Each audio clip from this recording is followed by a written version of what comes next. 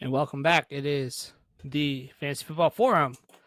We are in for our very quick segment this week, week 2, or end of week 1, but start of week 2 waiver wire. So we're going to give the waiver wire additions that we recommend for your teams this week. Hopefully, you did not have any injuries to your team, but most likely you at least are dealing with some sort of injury, or you may be panicking about your team that they are not doing what they should or they did not in week 1. So let's not panic.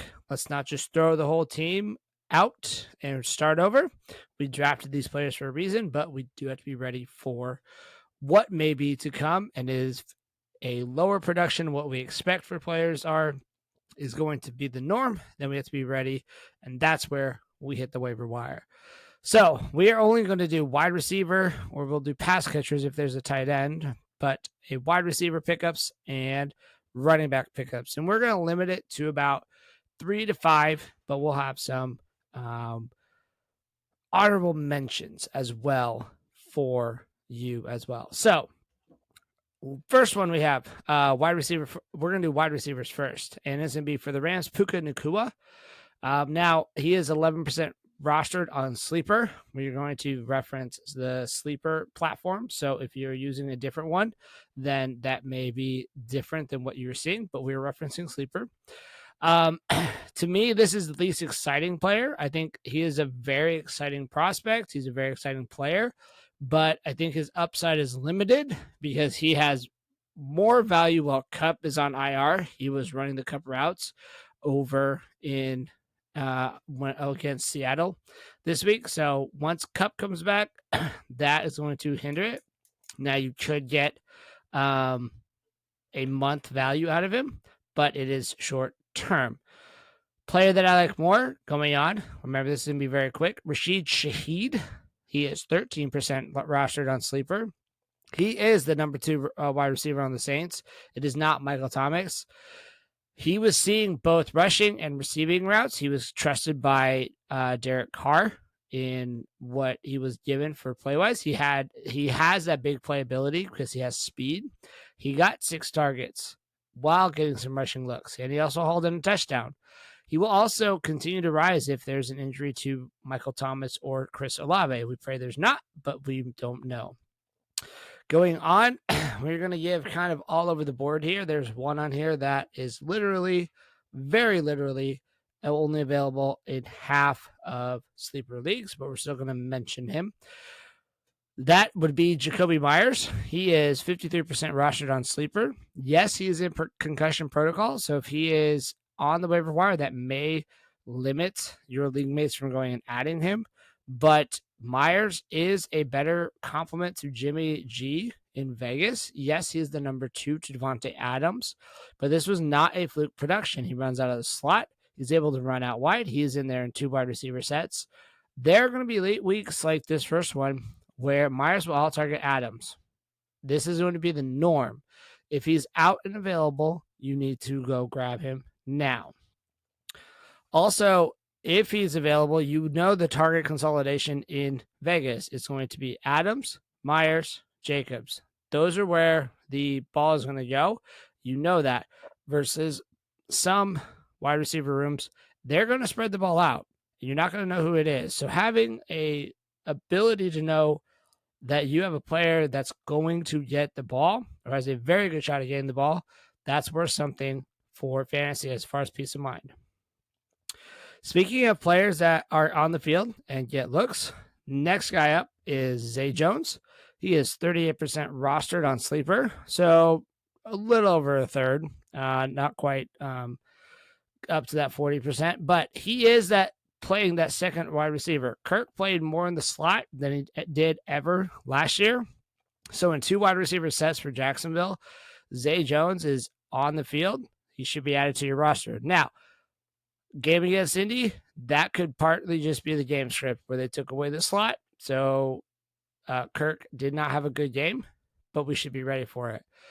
For those of you, if you roster Deontay Johnson, and if you also play in a deep league and you're sitting here listening to me like, yeah, all these players are already taken. I play in a very deep league. You're not going to say anything that's going to be worthwhile. Calvin Austin. He is only rostered in 2% of leagues. So if you play in a league where he's already rostered, well, you play with some smart people. So they're already on this. But if not, he's also one to keep an eye on. Johnson's going to be out probably at least a couple weeks with a hamstring injury. He saw 6 targets. He was on the field after Johnson went down. Yes, he's going to be that option behind Freiermuth and Pickens, but this is the potential. Calvin Austin has speed. He has the ability to separate. So this is one where if you're not in a deep format, you don't necessarily have to go add him, but keep an eye on him. Last one to potentially keep an eye on. I don't know that's necessarily going to do anything as far as you're in a seasonal format, you're going to pick him up, but it's Michael Wilson with the Arizona Cardinals. He's rostered in 6% of sleeper leagues. He's a very good football player. So it's one of those you have to keep an eye on it. We're not necessarily going to add anything now, but there's a lot of potential there. For those in Dynasty, if you have him, you know what I'm talking about, and you're hoping for the potential starting next year. Switching over to running backs, Kenny Gainwell, or I should say Kenneth Gainwell. He should be your priority running back add if he's on your waiver wire. 36% roster on sleeper leagues. This should have been the running back that was drafted all season long, not Penny or Swift.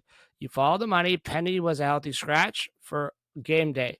And he signed for $1 million in the offseason. The Eagles have no incentive to play him. They have no incentive to actually do anything with him if they don't have to.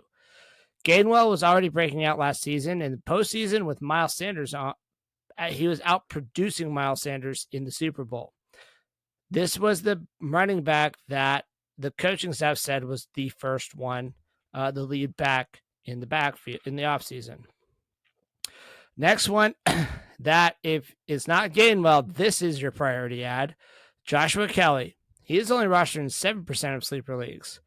Now, Monday there was a report that Eckler is dealing with an ankle injury. That makes him more of a priority. If you don't like Gainwell, Kelly is more the priority then. Even with Eckler, though, he was able to split the rush share. This is the Zeke in the Kellen Moore system. Kelly has not only standalone value if Eckler is out, he has standalone value if Eckler is in, and they're splitting time. Another one that I actually really like, and if you watch the game, you know he played a lot more when the game was out of hand, but I still think this is the back that you want to own or roster in this from this team, and that is the Bears running back Roschon Johnson. He is 31% rostered on sleeper. Yes, the Bears are in transition, and we saw kind of an ugly game on Sunday, but he saw 7 targets. He was being talked up as the best pass catcher, and if that O-line is really bad, pass catching or pass protecting is going to be key there. If he's already the best one there, look for week 5, week 6. He's going to be the lead back. So you don't want to sleep on that now. You want to get ahead of that before your league mates go and decide, I'm going to go grab him. If you lost J.K. Dobbins, I would still prioritize Gainwell or Kelly. But if you're looking at the Baltimore backfield, I prefer Justice Hill to Gus Edwards. I would prioritize Justice Hill. He is rostered literally in 0% of sleeper leagues. Now, there's probably going to be somebody that puts in the comments, yeah, he's actually in my league, so it's not quite 1%, but it's less than 1, and so they say 0. It is sad that Dobbins won't be playing again. We wish him the best, but I like Hill more than Edwards because he was out there, more snap share. He had the same rush attempts. Yes, the yards per carry in one game leaned in Edwards' favor. Hill got the touchdown work, though. He's younger. He doesn't have the injury history that Edwards has. I say Hill is the running back you want out of Baltimore. Last, and then I'll give a few honorable mentions. Last is Tyler Algier. If you play in a super short, shallow format, he is rostered in 58% of the sleeper leagues. But this is what the Falcons said they wanted to do. They wanted both Bijan and Algier to be able to produce. They did that Sunday. I don't see them changing that method.